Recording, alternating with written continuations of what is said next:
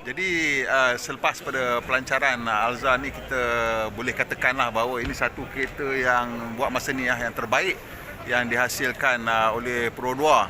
Dan antara ciri-ciri yang saya nak puji sangat-sangatlah yang Perodua telah tawarkan ialah ciri-ciri keselamatan dan bantuan pemandu yang sangat-sangat canggih yang ditawarkan, termasuklah menawarkan sistem bantuan ASA ataupun Advanced Safety Assist untuk semua varian. Jadi varian apa pun you beli akan ada ASA, dan ciri asas ASA ni adalah dia ada auto emergency braking dengan forward collision mitigation lah. Maksudnya bila kita macam mungkin akan berlanggar kereta depan, pertama sekali sistem akan mengesan dan memberi amaran, dan kita masih lagi tidak bertindak, dia akan menekan brek kecemasan secara automatik untuk mengelakkan pelanggaran ataupun mengurangkan impak pelanggaran.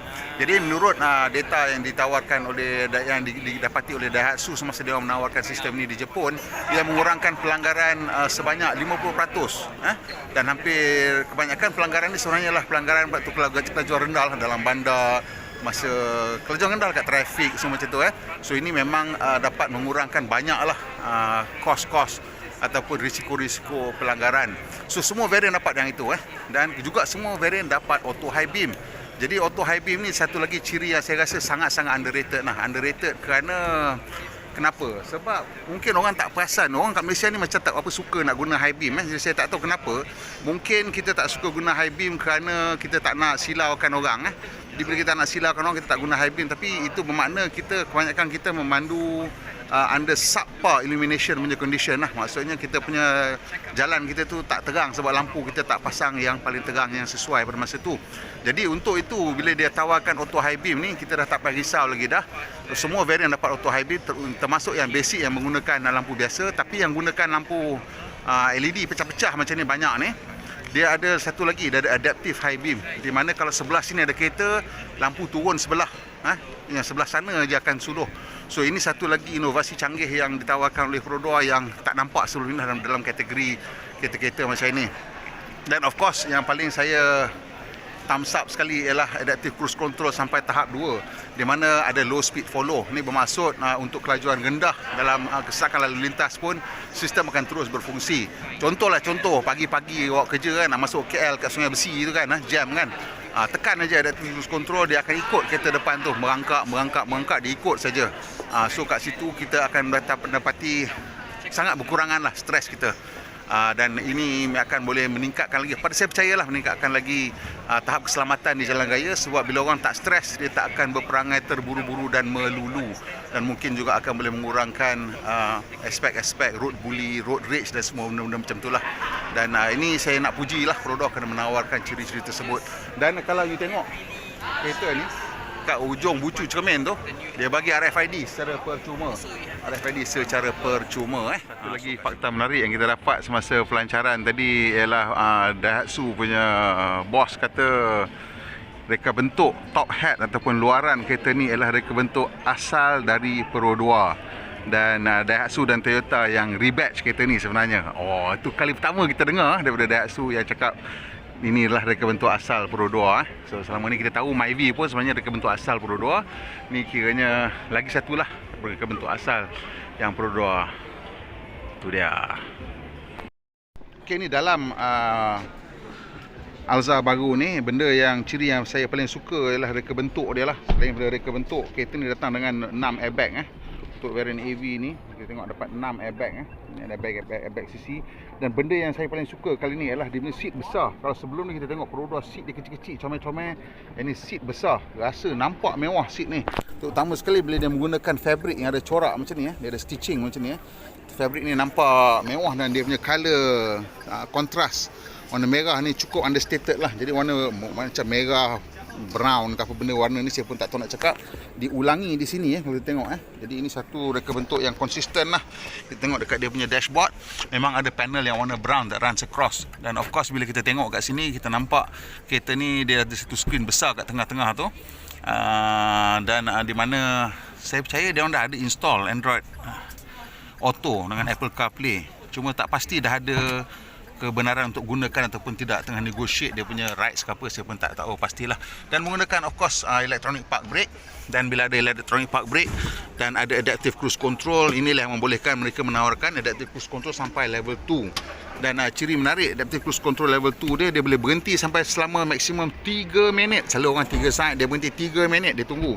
Kalau kereta depan bergerak dalam tempoh 3 minit, dia akan bergerak lagi, mengesot lagi. So ini memang saya rasa salah satu ciri yang sangat unik, di mana menurut Pro 2 dia orang ada ciri ni sebab dia orang telah dia in the process masa awal-awal. Dan inilah satu ciri unik untuk trafik di Asia Tenggara ni lah, di mana kita jam kita panjang dan untuk 3 minit tu lah satu masa yang cukup untuk membolehkan kita tak perlulah rasanya for almost I think 90% of the time kita tak payah nak tekan resume kot, dia mungkin auto bergerak saja mengikut keadaan trafik itu. So saya tak sabar nak cuba kereta ni dalam traffic jam, nak tengok dia punya adaptive cruise control level 2 yang dapat menggunakan sistem tersebut dalam traffic jam. So ni kawan kita tengah adjust seat. He's quite a big guy, ni tengok. And steering tu boleh laraskan sudut boleh reach tak boleh kan, tapi rake boleh. I think only rake so boleh capai capaian tak boleh laras, tapi sudut boleh laras. So kita tengok duduk belakang dia Sat. Ni boleh tengok lah saya duduk sini. Tengok tu saya duduk. Ada ruang. Ada ruang. Cukup selesa di sini, dan kena ingat seat ni masih boleh kita laraskan ke belakang dan kat belakang saya pun ada kawan.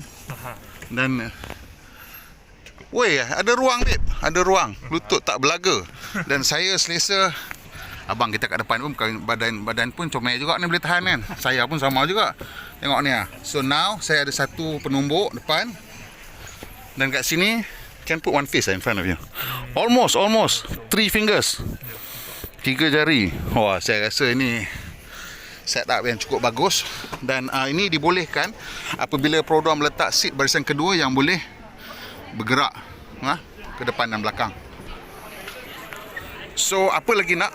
Semua ciri yang kita minta dan dalam Alza sebelum ni semua dah ada, termasuklah aircon van belakang dan aircon van belakang dia cukup unik, di mana dia ada 4 ni flap ni So dua van besar kira kena flap ni. Jadi flap ni apa dia guna dia? Kalau kita duduk kat sini, kita tolak lah sini, jadi angin turun kena kat kita. Yang ini kita biarkan dia pergi belakang kan. Tak tahulah yang mana satu orang nak pakailah. Macam tu. So bila you turun dengan flap ni, jadi orang kat sini dapat, yang ni pergi ke belakang. So ada 4 flap ni. So bolehlah pandai-pandai. So ada juga filter kat sini Ada filter juga dalam ni. So that's a very nice design. And makes this memang kereta family yang cukup bagus untuk kegunaan di Malaysia. And kalau kita berminat dengan jenis gear up, ada perbezaan sikit, iaitu dia punya spoiler depan dan spoiler belakang. Dia mendekat bawah spoiler tu dia ada daytime running light. It's very slim LED daytime running lights. Dan dalam seat leather ataupun leatherette masih lagi 6 airbag. Dan ada satu ciri unik dekat sini, iaitu dekat dia punya belakang ni. Untuk yang versi gear up, dia ada poket tambahan kat sini. Poket tambahan atas ni mungkin nampak macam benda kecil, tapi saya rasa ni penting sekarang untuk orang boleh letak peranti untuk charging. Sekat bawah ni ada 2 USB port. So bila letak your phone charging kat sini, tak ada tempat nak letak kan. Dan kat belakang juga ada power outlet. Kat sebelah sana lah ada power outlet. Sebelah sini tak ada power outlet, sebelah je ada power outlet 12 volt. Jadi dia buat adapter, dan orang barisan ketiga juga boleh mengecharge peranti mereka. So yeah, ticks all the boxes I think. Dari segi harga juga,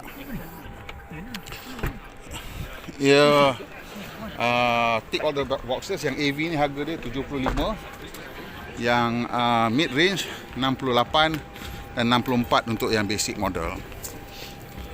Okey, selepas tu dan masa Perdana Menteri bercakap tadi, dia sebut mengenai kereta elektrik dan Pro 2. Apa tu? PM sebut tentang collaboration untuk charging apa. Kenapa dia sebut dekat Pro 2? Dia ada permintaan apa-apa ke? Ada apa-apa kat situ ke? Dia tak ada permintaan apa-apa. Cumanya apa yang saya perasan dari PM sebut tu, sebab dia tahu pasal Pro 2 punya roadmap towards the carbon neutral achievement target and all that. At the same time also he knows that Pro 2 is a national car company. So and also he knows that Pro 2 is actually trying to collaborate with the other national companies.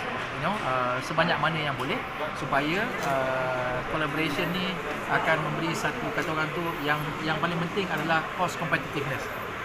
So that's why dia sebut Disebut kereta elektrik yang mampu milik dan nama Perodua dalam satu ayat yang sama kan. betul. Jadi Dia bila orang cakap pasal mampu milik, dia orang ingat Perodua. Ya, Terima kasih banyak. Jadi cuma lagi dia tambah elektrik. Yang tu saya pun nak tergaru-garu jugalah. Tapi Okey. kita insya-Allah kita akan yalah, ni off record sebagai anak off record pula.